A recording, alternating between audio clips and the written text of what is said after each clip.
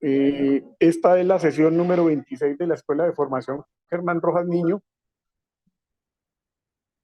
Hoy, desde la Regional del Café, en Pereira, del M19, nos acompañará en la conversa de hoy el compañero Luis Miguel Cárdenas, quien es nuestro vocero político aquí en la región y quien nos entrará en un tema muy importante que tiene que ver con una de las líneas del gobierno nacional.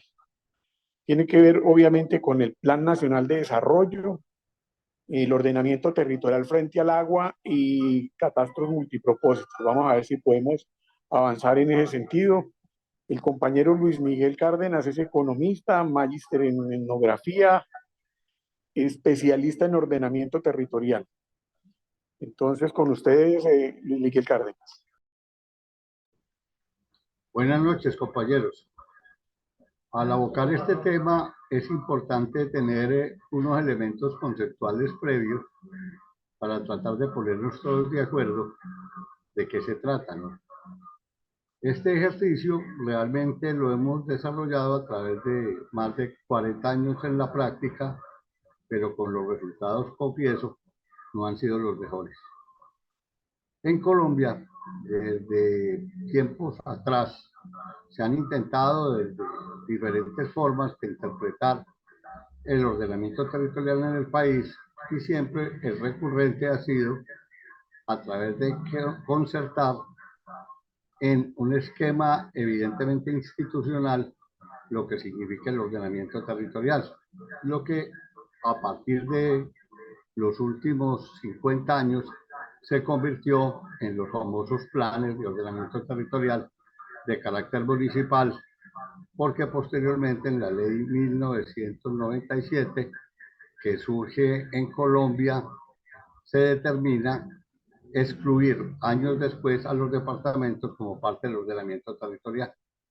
Solamente a partir de la ley 1454 se le reconoce a los departamentos la participación como lineamientos de ordenamiento territorial en términos de competencias y responsabilidades de acuerdo a la Constitución Política de Colombia en el régimen departamental. Esta experiencia histórica en Colombia, que no solamente parte de la ley 388, mal conocida en Colombia como ley de ordenamiento, pero vamos a mirar lo que no es así, es la ley del desarrollo del territorio, tiene unos elementos que son válidos desde el punto de vista etnográfico en Colombia. Y es que la ley se dio a través de la necesidad de trascender de los planes de ordenamiento territorial, perdón, de los planes de desarrollo para alcanzar una dimensión del territorio. Y es aquí donde me permito hacer la primera observación.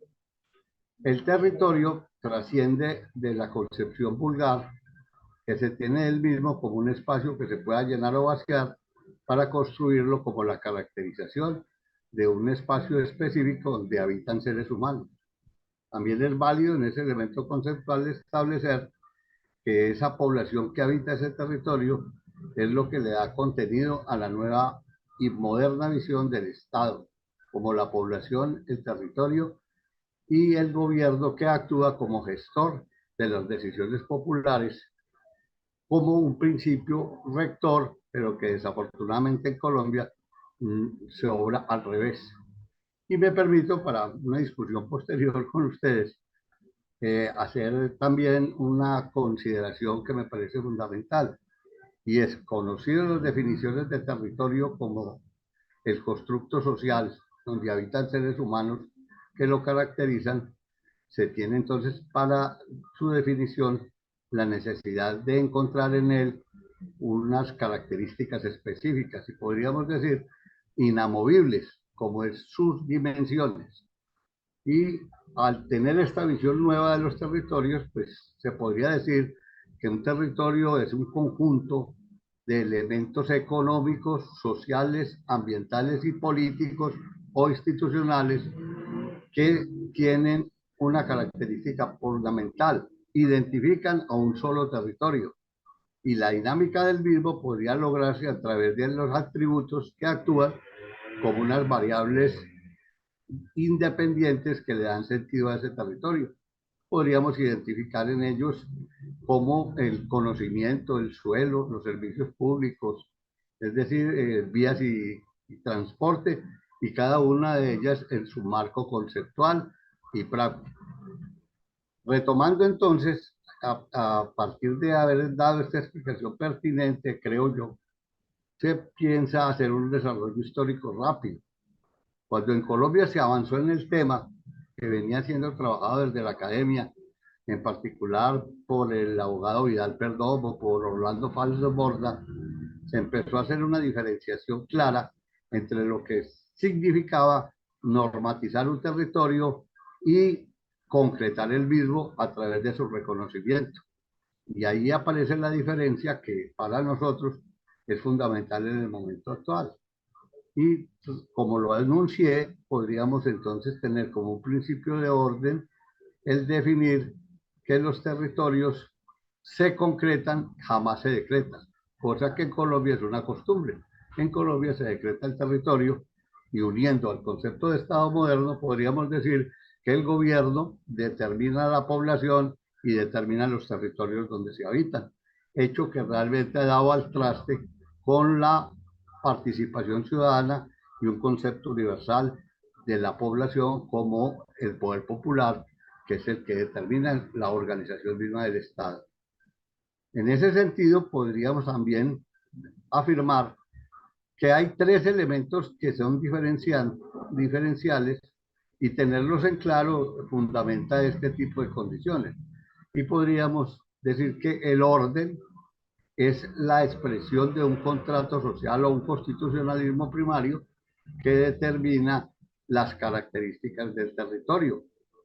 Tendríamos que el orden es la definición que un contrato social denominado constitución política de un Estado permite la identificación de los territorios y en Colombia se conocen como entes territoriales del nivel local, del nivel medio y del nivel central. Y combinados con esos niveles de gobierno, podríamos entonces encontrar las competencias y responsabilidades que determina la Constitución política, pero que evidentemente no se cumplen.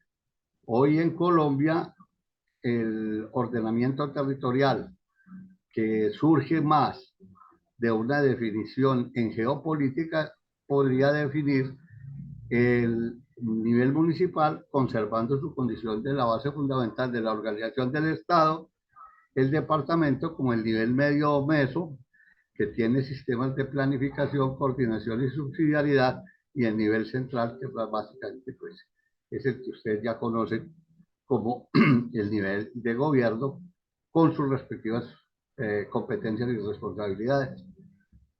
Cuando se llega al concepto de la ley 388 o ley del desarrollo territorial, no de ordenamiento territorial, porque esta como ley orgánica apenas sí surge, en noviembre del 2011 se presenta la primera gran dificultad y es establecer la relación que existe entre la ley madre que nace posterior a la ley hija y su procedimiento hace que haya ciertas formas que permitan desviar el concepto del mismo territorio y del mismo Estado. Ahí tendríamos entonces la confirmación de que en Colombia a hoy los territorios se vienen decretando, más no se vienen concretando en términos estrictos. Entonces tendríamos ya un orden definido, un ordenamiento como el reconocimiento técnico científico del territorio donde se habita y se tiene unas características del mismo. Y se tendría la ordenación, que es lo que hoy en Colombia se opera, que es el proceso administrativo y de planificación, donde se organiza el Estado sin reconocimiento del territorio. Podríamos entonces que aquí en Colombia se hace un ejercicio de amoblamiento en una vivienda sin conocer la vivienda. Pero esto ha servido como un instrumento de dominio político en el ejercicio colombiano, apenas y ahora, para entrar como a la segunda parte de este tema, se viene avanzando en el tema. y es el ordenamiento territorial frente al agua, no la ordenación del territorio. Entonces hacemos la diferencia que los planes de ordenamiento territorial son los procesos administrativos surgidos de un ordenamiento territorial en un orden preestablecido como contrato social. Para lograr este tema, entonces, se requieren instrumentos de reconocimiento territorial.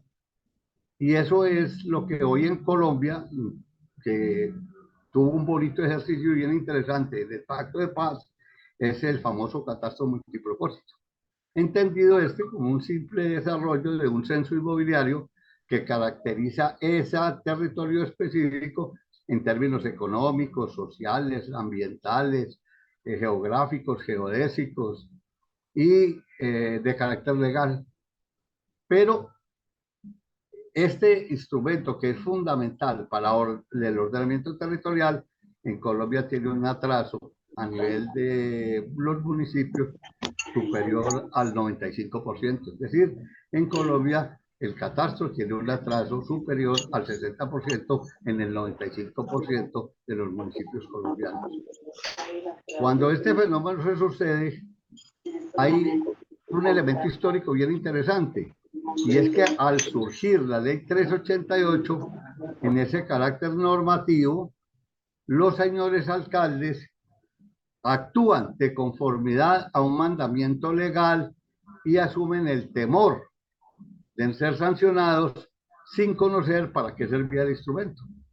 Y hacen una contratación que me parece a mi criterio, y conocí pues el ejercicio durante esos 40 años donde empieza a trabajar el tema, a decir la necesidad de tener unas consultorías para ordenar el territorio, pero desde la visión de la ley 388, que en su momento se habló de una ley que desmembraba al país en estructuras territoriales y que generaba una dispersión de la información y rompía el famoso continuo geográfico que permitía tener una visión regional.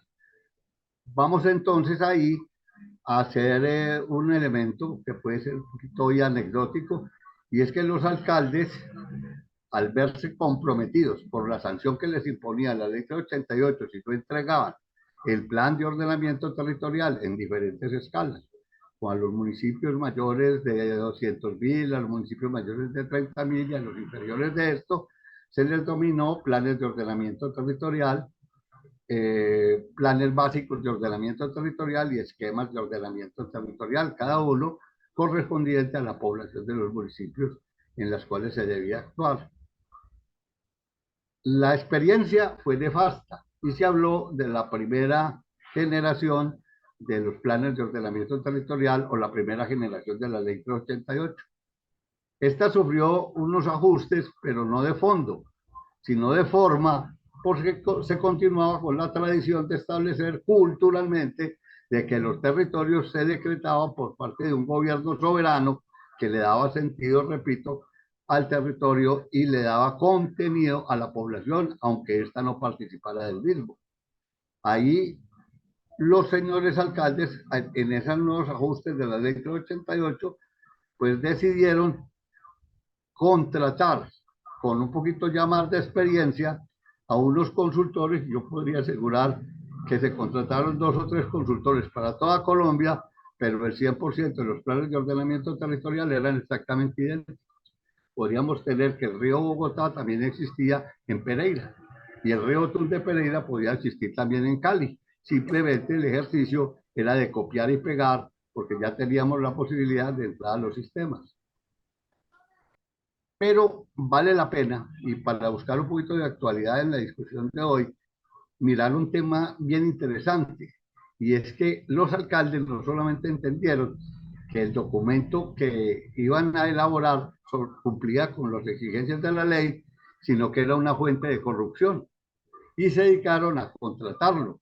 Y aparecieron en Colombia unos 2, 3, 4 consultores que se mencionó anteriormente, y de un solo plan de ordenamiento territorial que hicieron, y nosotros vivimos la experiencia con el caso de Armenia en el temblor del 99, y ese se replicó para todo el país. Después hubo unos cambios en la medida en que se organizó más la sociedad empezó a establecer unas condiciones propias de ese mismo nivel. Para hoy, los alcaldes ya encontraron la necesidad de tener en el plan de ordenamiento territorial un esquema para reconocer y sobre unas bases no muy ciertas poder formular unos planes de desarrollo mucho más adecuados al recetario que venían teniendo continuamente, porque hay que decirlo políticamente, no había ninguna razón para ellos de ponerse a votar corriente, porque simplemente era pagarlos y con eso tenían el cumplimiento de la ley. Ya en términos estrictos, podríamos decir que el territorio, que lo conforman, repito, la economía la economía, la sociedad, el ambiente y la institucionalidad como variables dependientes de unos atributos que actúan como variables independientes para darle dinámica al territorio, se procedió sin la transversalización necesaria a buscar mediante un sistema de diagnóstico lo que podría ser ese nuevo proceso de ordenar el territorio colombiano a nivel de los municipios. También se recuperan las competencias de la gobernación, pero en un sentido práctico, y es que los gobernadores debían generar lineamientos de ordenamiento territorial en función a sus competencias. Pero para el caso de Risaralda, que es una condición específica y particular para todo Colombia, podríamos decir que el gobernador de Risaralda es un alcalde más que no puede competir en materia presupuestal con el alcalde de la capital, Pereira, y por lo tanto su función se vuelve inocua, estéril y no tiene ningún sentido para poder hacer de la organización del Estado la definición clara en sus niveles de poder, y se pierde una gran oportunidad de tener una visión de un esquema medio que permitiría darle cumplimiento a la coordinación y subsidiariedad que la Constitución trae a sí misma. Teniendo entonces la composición del territorio en esas variables dependientes, se vienen los atributos. Y lo que en su momento Orlando Falsborda, Jaramillo y otros desde la Universidad de los Andes plantearon la necesidad de avanzar en el concepto diagnóstico por un concepto observación del territorio. Y con eso los planes de ordenamiento territorial presuntamente iban a cambiar. Ya no iban a ser decretados, sino que iban a ser formulados porque la experiencia era titularlos. Por eso aparecían las inconsistencias que aún en muchos municipios de Colombia se conservan. Y lo de los departamentos no deja de ser sino una visión rápida de una correspondencia que realmente no es práctica ni funcional. Y abre de nuevo la discusión del concepto federal de patria unitaria y de autonomía de los entes territoriales, los cuales, frente a la ley 388 y la posterior 1454, agudiza una contradicción histórica que realmente es difícil de superar hoy y se convierte en un elemento de una discusión política, para no una discusión territorial. Es interesante mirar cómo antes de la ley 388 se hicieron varios ejercicios de ordenamiento territorial espontáneo. Repito, la ciudad de Armenia, por el temblor del 99, a pesar de que la ley fue en 1997, se hizo un ordenamiento territorial que permitió a ciudades como Pereira y Manizales, que tenían consecuencias parecidas, copiarlos, y quedó totalmente desarticulado el sistema porque los consultores, que eran los mismos que se convirtieron en el universo teórico del conocimiento, realmente lo que hicieron fue otro ejercicio de copiar y pegar, desconociendo la realidad del territorio. Esa razón que existe entre las variables dependientes del territorio con los atributos permite el reconocimiento del modo de ocupar, que por razones obvias y el interés que se tenía el gobierno central, lo desconocieron como modo y trascendieron a hablar del modelo de ocupación del territorio. Pero ese modelo tenía una característica, que no reconocía el territorio. O sea que aquí lo que se hizo fue establecer unas regulaciones de el comportamiento del territorio de acuerdo a unos criterios amañados de los gobernantes de turno que tenían claro el principio de tener en él un poder interesante para poder hacer procesos de regulación no los mejores. Aquí vale la pena, y como los espacios pues realmente no nos permiten mucho tiempo, pero como recomendación y hacer un poquito de hermenéutica constitucional, recomendarles a los compañeros que nos leamos con cuidado, a los colombianos, los peruanos no les sobraría el artículo 313 de la Constitución Política de Colombia en el numeral 7, donde dice claramente que son los consejos municipales los que reglamentan el uso del suelo, lo reglamentan, porque el uso del suelo es una realidad material caracterizada, es ordenamiento territorial y no es ordenación del territorio. Pero recuerdan ustedes que después de y antes de la vigencia de las normas reguladoras del urbanismo en Colombia, se presentaban extravagancias como las de el gobierno del doctor Pastrana, donde se hacían traslados en ambulancias del primero al sexto piso y otras cosas que podría en el sofisma y en lo que hemos llamado todo el eufemismo de hacer puentes donde no hay ríos. Evidentemente en Colombia eso es de común ocurrencia. Simplemente lo que se requiere es tener la inversión pública dispuesta para hacer cualquier cosa. De ahí el fracaso que tenemos hoy en Colombia. Para esa transversalización queda claro entonces definir que la economía es única. La diferencia de la visión económica como administrar recursos naturales con una similitud en la definición etimológica y es definir que la economía es la administración de la casa grande, que sería un desprendimiento de la ecología como la casa grande y su tratado. La economía permanecerá en un territorio único. Lo que varía es el modelo económico que está sujeto a la interpretación de los economistas. Soy uno de ellos, enredador como todos, para poder acomodar políticamente las definiciones del texto. En ese sentido, quisiera que se hiciera presencia permanente de esta definición. La sociedad, que es una variable dependiente de los otros atributos, difiere de la población en su carácter organizacional. La sociedad establece las relaciones demográficas, de movilidad, de expulsión, de discriminación, de exclusión, y en una población que habita ese territorio. El ambiente es la biosfera, y con todas sus características, específicamente en tres elementos: la sustentabilidad, la sostenibilidad y los servicios ambientales como hechos de economía ambiental fundamentales para hacer eso. Al tener los atributos, podríamos fundamentalmente, y esa fue la idea, de pronto no tanto del legislador, sino de los teóricos del tema, podríamos que el principal atributo es el suelo. Y el suelo tiene varias características.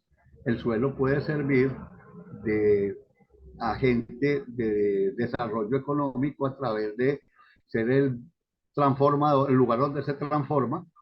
El suelo tiene hoy características soterradas y en altura y en la estratosfera. El suelo puede ser el carácter de identificación de la propiedad privada y las relaciones de propiedad de las mismas. Es decir, el suelo tiene un universo bien interesante, más allá de la simple definición geográfica, geodésica, topográfica o geomorfológica. Ahí podríamos entender que el suelo es un todo en el momento mismo de ser sujeto de análisis frente a la economía, la sociedad, el ambiente y la institucionalidad que finalmente es la que reglamenta esos usos del suelo. Y vuelvo de nuevo a población y les recuerdo la necesidad de tener con mucho cuidado con hermenéutica constitucional la lectura del 313 numeral 7 de la Constitución Política de Colombia. El segundo atributo que me parece a mí que es fundamental en la identificación de un territorio y que permite su dinámica es el conocimiento. Si no se conoce, es muy difícil de que los territorios avancen por primero, la inmovilidad de las dimensiones dependientes y segundo, porque puedes articular sus vocaciones y podríamos establecer, muy común en Colombia, sistemas de conocimiento no apropiados, extravagantes y salidos de tono.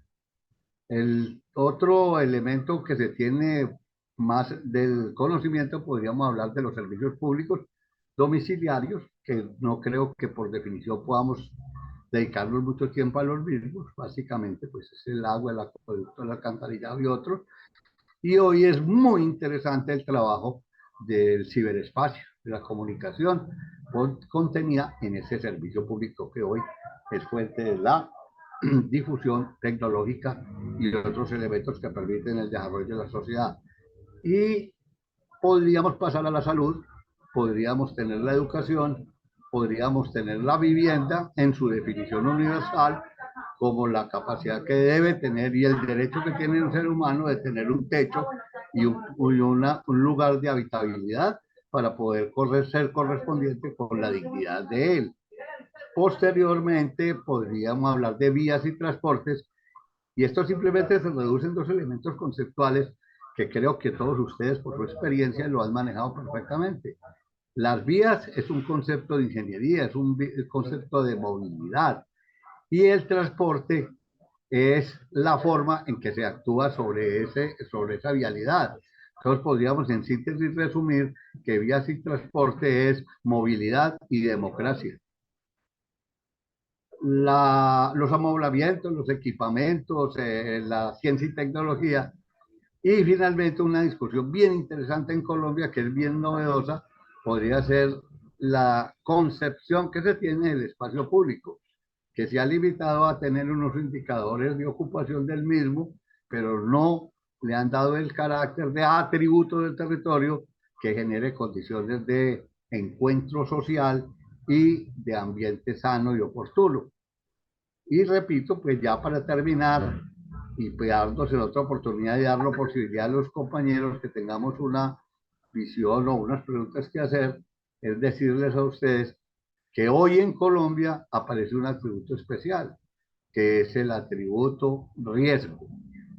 Todo el país tiene una propensión al riesgo, pero por una costumbre en esa imagen que se quiere dar de los territorios decretados, hoy no se habla sino del riesgo ambiental. Pero cuando se habla del riesgo ambiental y si tomamos la correspondencia con la planificación territorial, que ha sido el tema reiterativo de mi charla, encontraríamos que un riesgo ambiental produce también riesgo social, riesgo económico, riesgo institucional. Y este último es sujeto a lo que hoy podríamos llamar los programas de paz. Todo a través de identificar el territorio, no decretarlo. Cuando tenemos esta transversalización de dimensiones y dimensiones dependientes con las independientes o atributos, podríamos tener ahora sí el modo de ocupar el territorio, no el modelo. Si se tiene esta información por observación y análisis, ya sí podríamos pasar a ordenar el territorio y tendríamos realmente un país real, que aunque nos diera como resultados elementos muy malucos, no quisiéramos tenerlos, es mejor tener la verdad que vivir en un engaño permanente. Buenas noches, compañeros, y admito sus preguntas. Bueno, compañeros, entonces no sé si alguien tiene algún comentario, alguna pregunta, alguna inquietud.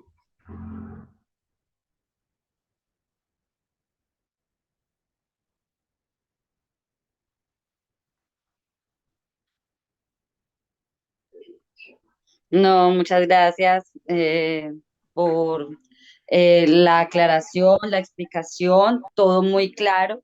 Realmente agradecerle el espacio para el día de hoy. Muchas gracias, compañero Luis Miguel. Gracias. Javier. Hola, buenas noches a todas y todos. Pues quería aprovechar el espacio para hacer algunas inquietudes sobre lo que se planteó. A mí me parece muy importante lo que se está planteando, sobre todo esa idea de cómo en Colombia realmente no se ha pensado el territorio, cómo se ha visto los usos y la ocupación, pero no hay una dimensión del territorio, y eso es un problema histórico de siempre. En La Habana, en el punto de reforma rural integral, digamos, uno de los primeros puntos era lo de actualizar los catastros. Por ejemplo, en el norte del Cauca y sur del Valle, toda esta zona que está ocupada por caña, ahí más del 40% de esas tierras son tierras sin catastro formalizado, ¿sí? O sea, por la forma como a la gente la sacaron de esos territorios en la década del 40, 50, 60, y hoy en el Valle del Cauca, pues son, ¿qué? Cerca de 200.000 hectáreas de caña de azúcar, y obviamente eso es un conflicto permanente del monocultivo. Eso como un ejemplo. Está el otro tema con el Plan Nacional de Desarrollo y el catastro multipropósito y el atributo que se reconoce allí nuevo, que es el tema del papel de catastro multipropósito a nivel cultural en términos de reconocimiento ancestral y el reconocimiento que se le da para que los cabildos indígenas y las organizaciones afro puedan hacer directamente ellos toda la organización del catastro en sus territorios para poder fortalecer el carácter cultural étnico ancestral de los territorios. Entonces ahí está el tema de que no es solamente la idea del territorio ocupado o el territorio en uso, sino también la referencia del territorio ancestral, así sea que no esté ligado al tema del uso. Un ejemplo de eso que se está haciendo es el caso del Cerro de Tulcán en Popayán, el Cerro de Tulcán en Popayán, donde el pueblo Misak tumbó la estatua de Sebastián de Belalcázar. Ahí se encontró, digamos, pues ahí eso era una pirámide, y ahí se encontró obviamente huellas culturales evidentes, y se está en ese proceso de que eso es territorio Misak, así sea que no haya ocupación. Entonces está todo ese tema del reconocimiento cultural, que es importante a partir de los nuevos articulados en la parte de Plan Nacional de Desarrollo en cuanto al catastro multipropósito. Quería pues plantear eso y agradecer mucho el planteamiento del compañero.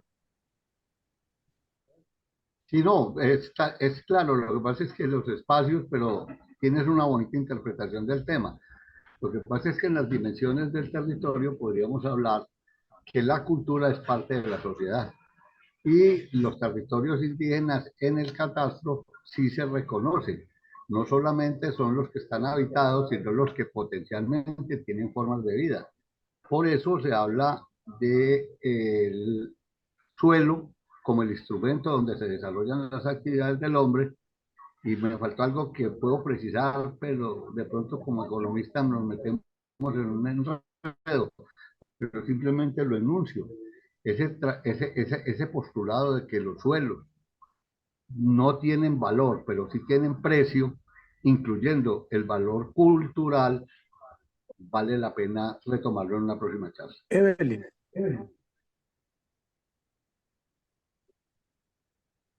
Yo quería saber cómo un ciudadano puede, a dónde se puede ir para averiguar,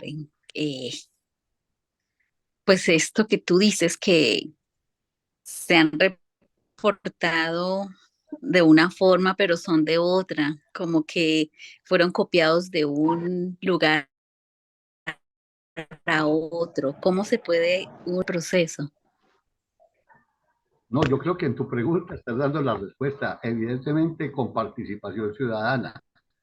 Inclusive la ley 388 establece en uno de sus puntos y artículos que para ordenar el territorio también se permite la iniciativa privada y se crean los consejos municipales de ordenamiento territorial. Pero estas formas básicamente son inducidas por el mismo gobierno para evitar la participación ciudadana. Yo creo que la única manera de organizar este país y muchos de América Latina, por no decir todos, es la organización social y reclamar, porque la Constitución se los permite, que les entreguen el territorio real, no el territorio decretado con dominio político por las clases que lo dominan. Gracias. Perdón, Jorge, ¿tú escuchaste eso algo que denunciaron esta semana que decían que se habían encontrado 11 kilómetros de cajas, que si las apilas van a formar 11 kilómetros en línea de documentos que son de la propiedad de las personas campesinas que eran los verdaderos propietarios de esas tierras? ¿Eso caduca con el tiempo la propiedad privada o no? No, eso no caduca. Lo que pasa es que se establece unas prescripciones a través de unas demandas previas. Los campesinos tienen hoy, después de mostrar su propiedad, y por eso el catastro multipropósito, la posibilidad real y jurídica de hacer la reclamación de esos territorios. Y eso es un avance ahora del gobierno Petro, en la medida que la Agencia Nacional de Tierras, el Ministerio de Agricultura, está haciendo un proceso de reconocimiento catastral. Pero también te quiero contar, porque desafortunadamente en nuestro país las cosas buenas también tienen que ser combinadas con las malas. El catastro es sujeto de interpretaciones amañadas. Hay una deformación en lo que se llamarían las indebidas descripciones catastrales y registrales del suelo en Colombia. ¿Por qué? Porque no hay actualización. El catastro tiene 3 etapas para que tú lo entiendas, y tu pregunta es muy pertinente. Un catastro es un censo inmobiliario que reconoce el predio a través de las formas económicas, sociales, jurídicas, pero también tiene 3 etapas fundamentales: es la formación, la conservación del mismo y los avalúos. En Colombia, la formación catastral no alcanza al 10%. Entonces no hay información. Y ahí es donde aparecen los tales vacíos catastrales, donde hay apropiación indebida del suelo. Pero evidentemente, si logramos, ustedes en cada uno de sus territorios poder establecer como una propuesta que la tiene el gobierno de Gustavo Petro, es los catastros multipropósitos locales, para acabar con esa información centralizada en el Agustín Codazzi, que a través del tiempo podríamos demostrar también desde el punto de vista jurídico que es el centro de corrupción más grande que tiene el país. listo. Tocayo, Jorge Enrique. Sí, señor. Buenas noches para usted, tocayo.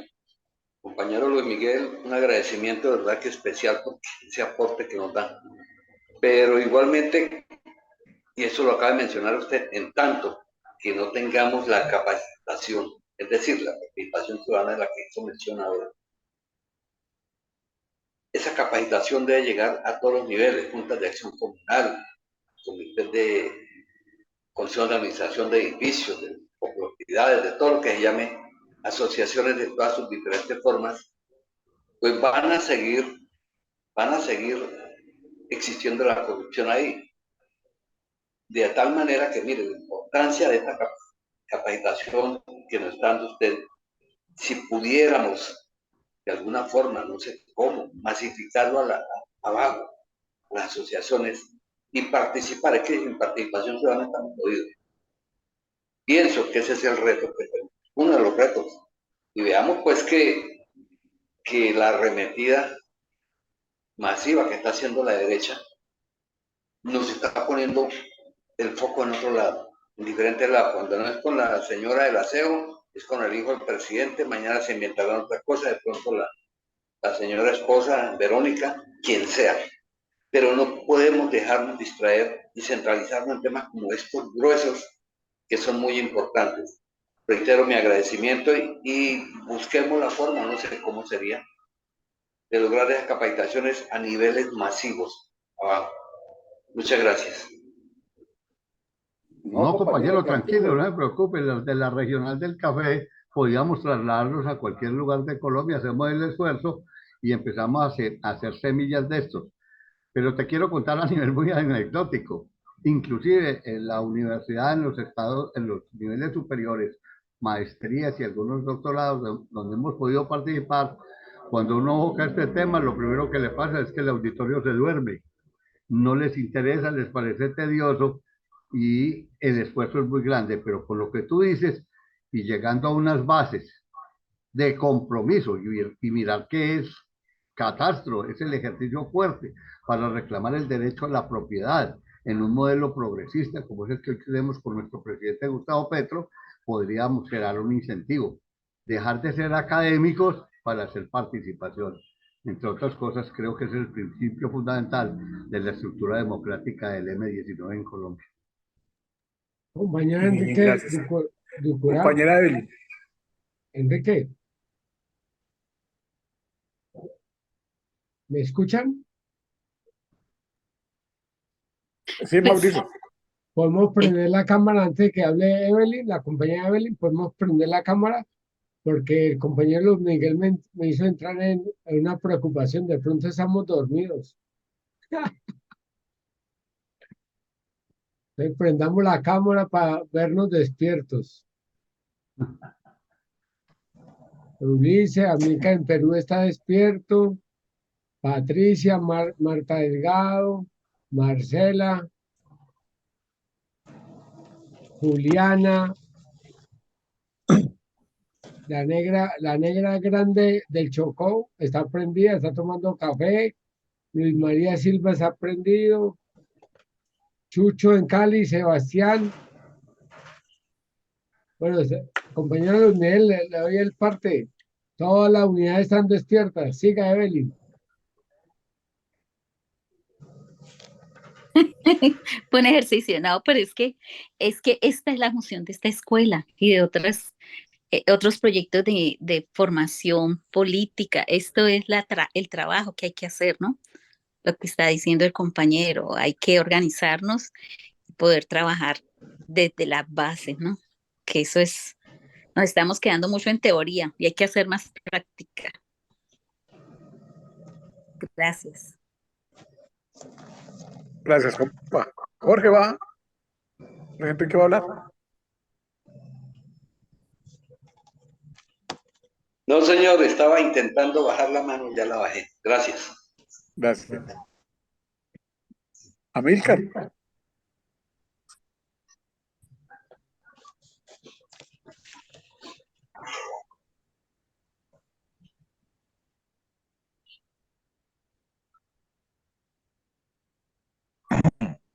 Aló, compás. Sí, Aló. escucha. Sigue.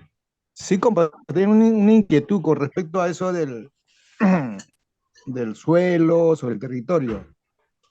Por ejemplo, acá en el Perú, dice un ejemplo bien claro, ¿no? De, como decir, hablando del subsuelo, ¿no? Si en Estados Unidos, por ejemplo, alguien encuentra petróleo en su terreno, en su subsuelo, se vuelve millonario, pero acá en el Perú, si encuentras petróleo en tu terreno, en tu subsuelo, de tu propiedad, te fregaste la vida porque te quitan tu propiedad, ¿no? Esa es más o menos mi inquietud y la pregunta ahí, ¿cómo es en Colombia con respecto a ese tema? Gracias. No, yo diría que en el derecho universal podríamos establecer que el suelo es propiedad del Estado. Entonces traeríamos a colación el concepto de Estado. El Estado somos todos. Y hacer la diferencia con el gobierno. Los suelos no son del gobierno, los suelos son del Estado. Algunos suelos del gobierno son los suelos públicos, los espacios que el gobierno tiene como una propiedad de usos inventarios. Pero desafortunadamente, cuando se habla, por ejemplo, del subsuelo o soterrado y del aire, podríamos entregar una privatización del mismo, lo cual no permite democracia en la distribución equitativa de las cargas y los beneficios que implica el suelo. Para este tema, yo diría que habría que volver a retomar el concepto de la propiedad privada, que parte de un imaginario.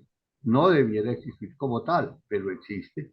Entonces, la apropiación de la propiedad privada, perdóname la redundancia, es la que permite las interpretaciones disímiles en el modelo territorial que se ocupe.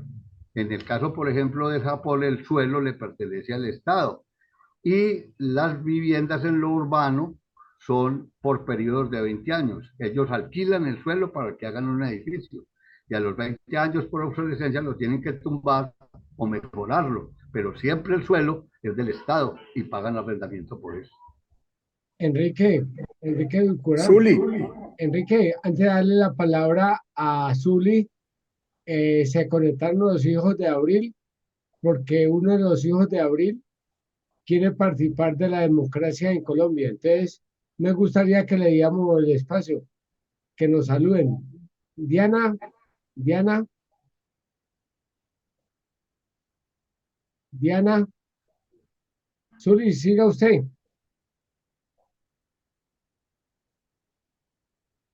Zuli, micrófono. Sí, ya. Buenas noches, agradecerle la exposición y tengo una duda. Desde hace varios años se ha venido en el área metropolitana de Bucaramanga, se escucha mucho el tema ese del volteo de tierras, que incluso el ingeniero Rodolfo Hernández se benefició de ese volteo de tierras para sus proyectos urbanísticos. Le entendí en su exposición que los consejos municipales son los que regulan el uso del suelo. ¿Hay alguna entidad que los vigile para que no se presenten esas situaciones que benefician principalmente a los políticos, a los mandatarios de los municipios? Esa sería mi inquietud. Claro, el Consejo de Estado es pertinente y competente para mirar ese tipo de cosas, pero en Colombia hay una costumbre muy difícil de superar, y es que en Colombia las cosas son legales mientras no se demanden. Si un señor voltea al suelo, como el caso de Rodolfo, él estuvo por aquí en Pereira, y hicieron ese tipo de ejercicios, pero nadie lo demandó. Aquí invade el espacio público permanentemente, pero no demanda. Y cuando demandan, los meten en una consideración más allá de la Constitución. Los vuelven procesos administrativos en la justicia administrativa y se olvidan de la Constitución como tal. Por eso hago la observación para que la estudien con cuidado del artículo 313, numeral 7 de la Constitución Política. Y es que los usos del suelo son los usos del suelo. Es decir, ¿un suelo para qué sirve? Para lo que sirve, no para que lo determinen otros mediante procesos administrativos y judiciales. Mauricio. Enrique, ahí está el compañero José, Diana y los demás hijos de Abril. Bienvenido a la escuela y cuéntanos la nueva noticia que nos tiene. A ver, José Peña. No se escucha el micrófono, José. No hay sonido. Sonido. Activa el sonido. No, buenas noches, queridos, ¿cómo están, compas? Saludito aquí desde la inauguración de nuestra sede en Chía, de nuestra campaña. Un abrazo grande y gracias ahí por estar pendientes. Ya está Diana. José, pero cuéntanos más en qué bus se montó. Yo soy cabeza de lista del pacto histórico, al consejo. Al consejo, ese es el bus que se montó al consejo, esa locura. Sí, no, pues es una locura, pero bueno, uno apoyadito le rinde. Ah, bueno, y tiene buena asesora, a Diana. Sí, no, ella es mi asesora de cabecera, la coordinadora del equipo técnico. Ah, bueno. Queríamos saludarlo, José, y desearle Y pues aquí está el resto de Abriles para acá. El Rolo Menor, Laura Lemus, Jaime Caro, Laura, Mateo. Estamos varios acá. Ah, bueno, salúdenoslo, que aquí le mandamos saludos y le deseamos a usted, José, que salga triunfante de esa batalla. Gracias, Mauricio, un abrazo y saludos a todos. Gracias por el espacio. Listo, gracias, José. Sigamos, Enrique. Bueno, gracias. Hay una pregunta en el chat. Dice así: buenas noches, pregunto. Mi abuelo, el papá de mi papá, murió siendo dueño de unas tierras en el Cauca. tierras que están ocupadas por otras personas y cartón de Colombia. ¿Todavía se puede reclamar esas tierras? Claro, pero si no ha existido un proceso de prescripción adquisitiva de dominio, el proceso a seguir es tratar de buscar el certificado de tradición y mirar los términos y si existe, porque debe existir una demanda de prescripción de dominio y se la concedieron por un juez de la República, pues las tierras se perdieron. Pero si ese proceso no se ha dado, es totalmente válido reclamarlas. Ahora, existe en la legislación colombiana, poco aplicable, repito, porque también nosotros somos culpables porque no conocemos nuestros derechos, es establecer algo que se llama la preexistencia. Si ellos son capaces de demostrar en preexistencia la propiedad por parte del abuelo, se puede iniciar un proceso de restituciones de derecho que les permitiría con mucha probabilidad de recuperar la tierra. Recomiendo, eso sí, buscarse un abogado, porque en un país del Estado de Derecho nuestro, la presencia de ellos es fundamental. Ah, claro, no soy abogado. Listo, Mauricio. ¿Algún otro o otra compañía tiene alguna pregunta? Entonces, le solicito que prendan la cámara que se ha vuelto Compañero, costumbre. ¿Cómo, compañero Luis María? compañero, buenas noches. Buenas noches. ¿Iba a opinar algo, Mi nombre es compañero? Rubén Moreno de la Regional de Café. Saludo fraternal. Lo mismo, compañero. Pregunta concisa es lo siguiente: según los nuevos planes de ordenamiento, tanto de desarrollo y territoriales, las viviendas legalmente adquiridas al lado de los ríos pierden su valor catastral, o quién le pone o le quita el valor catastral a esos predios. El avalúo catastral se hace sobre propiedades legítimamente conformadas, es lo que llaman la dimensión jurídica del catastro. Y cuando tú me hablas si las tierras fueron invadidas y quedan al lado de la ribera de un río, son condiciones especiales que permiten decirles que ellos tienen unos derechos adquiridos por preexistencia, pero no son propiedad del suelo, y el espacio público y el espacio ambiental protegido no puede ser habitado. Gracias, compañero Luis Miguel. Les solicito que prendan las cámaras y abran los micrófonos, por favor. Ah, pero salieron más preguntas, Marta Delgado. Sí, buenas noches para todas y todos. Vea, compañeros, yo quisiera saber frente al tema de una finca, por ejemplo, que está a la orilla de un río. El río cada vez que llueve pues hace estragos y se va metiendo más. Y una finca que era de 50 hectáreas ahora está en 30 hectáreas. El río se ha llevado y se ha pasado como al otro lado del territorio. ¿Qué sucede en esos casos? ¿Quién mide eso? ¿La gente pierde esa tierra?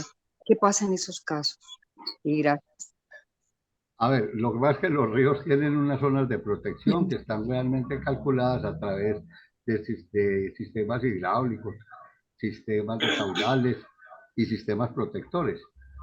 Lo que uno encuentra que ese río que tú haces mención es que es un río que ha sido totalmente desprotegido, es un río que está corriendo, liberando energías por falta de cuidado del mismo.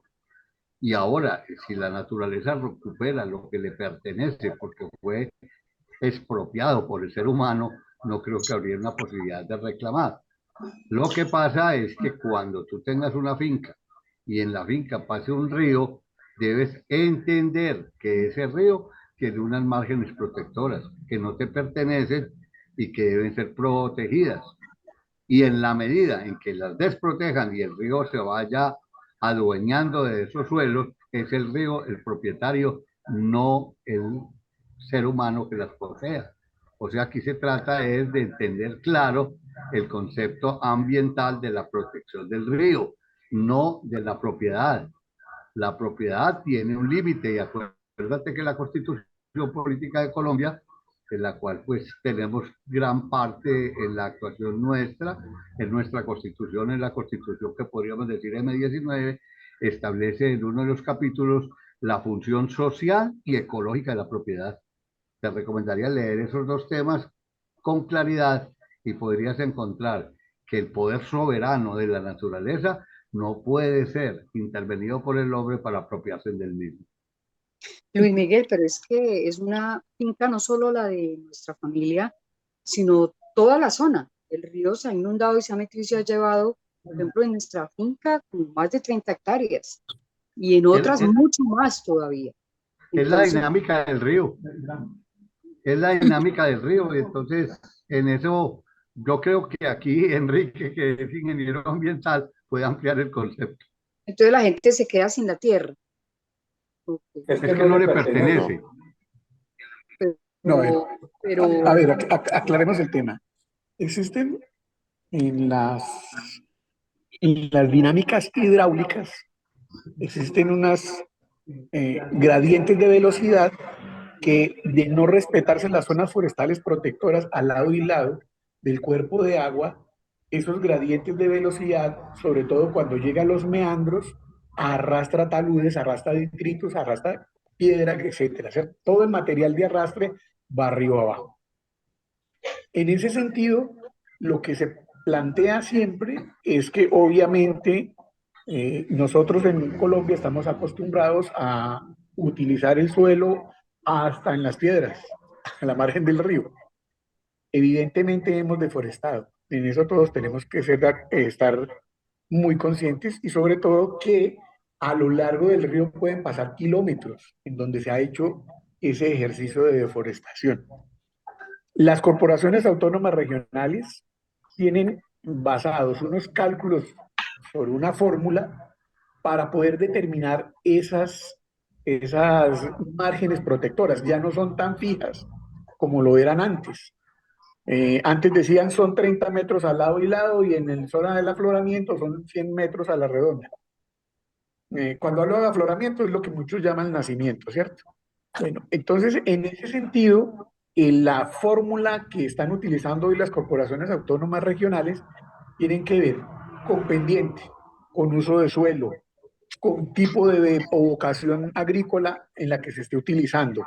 Se hace esa fórmula y se pondera cuánto es el área forestal protectora.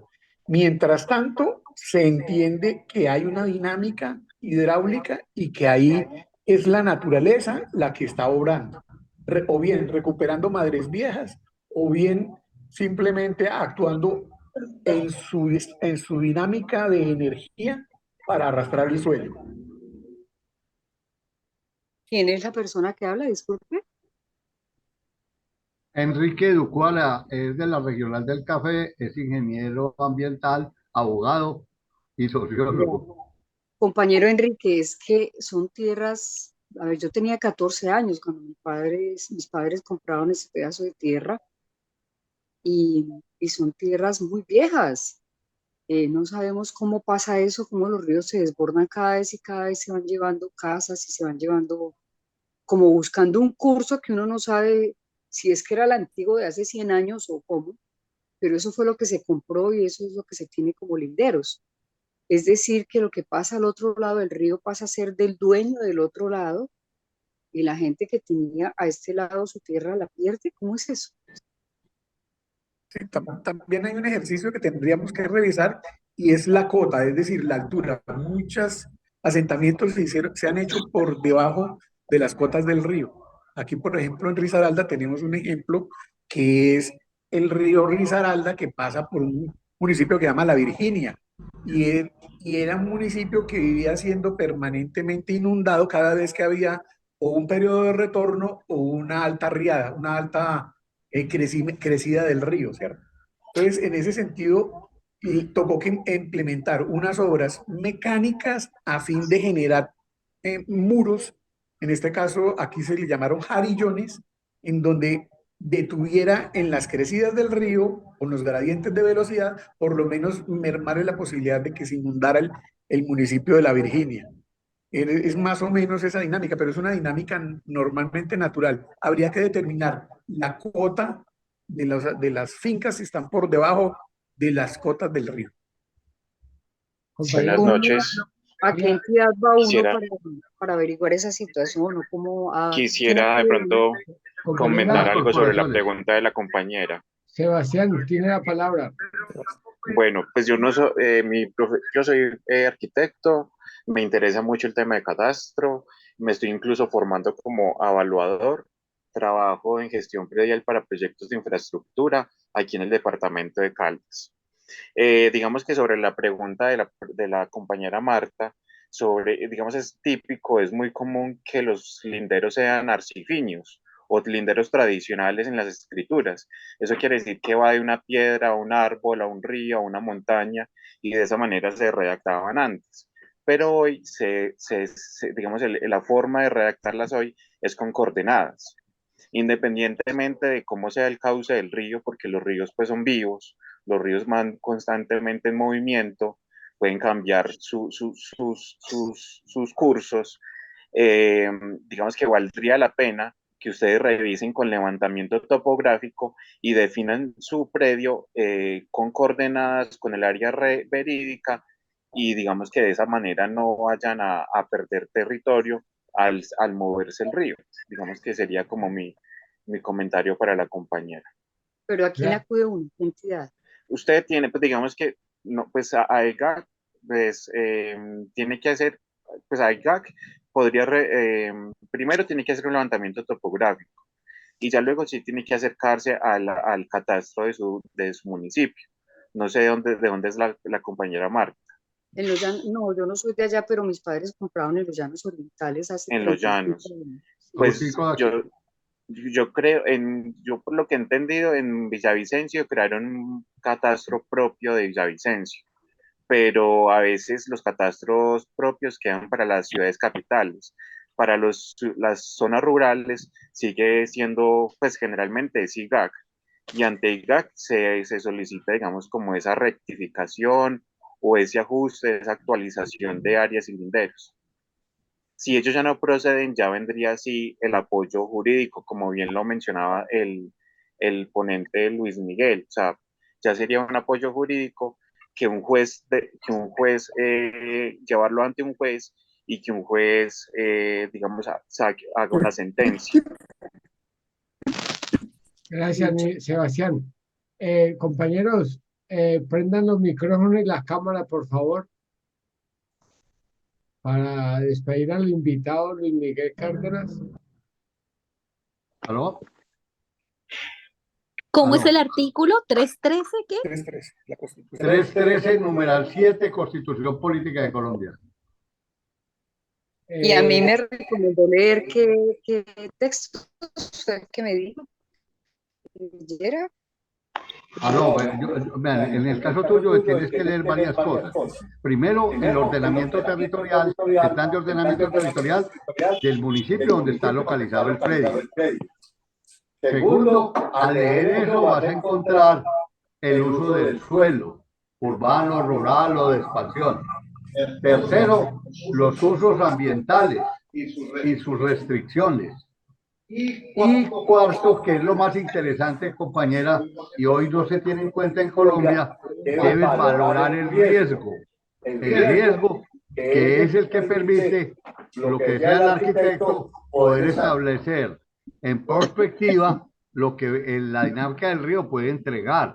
Mire, es que los límites geodésicos hoy, las coordenadas parten del lugar donde se determina el retiro, no de la margen central del río, sino simplemente a partir de lo que es la fórmula que explicaba Enrique, a partir de ahí empieza la propiedad.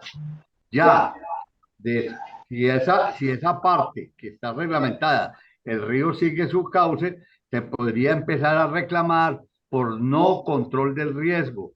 Es decir, la intervención del riesgo en el momento, pero tenía que ser predecible y debe estar localizado. Y no hay plan de ordenamiento territorial en Colombia que lo considere más allá de un simple enunciado, que es la consideración del riesgo.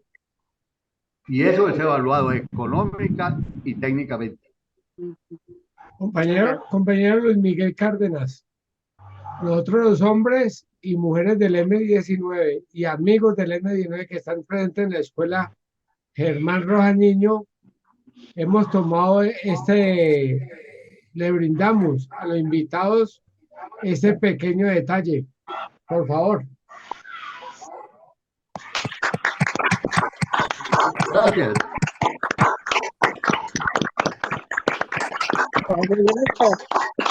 Gracias a usted, compañero, por compartir con nosotros su conocimiento y darnos elementos para poder ayudar de verdad al gobierno del cambio. Muchas gracias, compañero Luis Miguel. No, a todos ustedes, y ya estamos a la orden desde la Regional del Café para prestar la ayuda, estar con ustedes, no solamente en un concepto de aproximación conceptual, sino también en la lucha por la democracia de este país. Compañero Luis Miguel, vea, por ahí ya Enrique del Eje Cafetero me está haciendo señas que lo amarremos para otra charla más. Con mucho Enrique, gusto. Sí, Enrique, hay que seguir hablando del tema. No me meta en problema, Enrique, dígalo usted mismo. Sí, de acuerdo. El tema es muy importante. Entonces, compañeros y compañeras, muchas gracias por la asistencia a otra sesión más de la Escuela Germán Rojas Niño en su 4º año. Nos vemos entre 8 días. Chao. Chao, buenas noches a todos.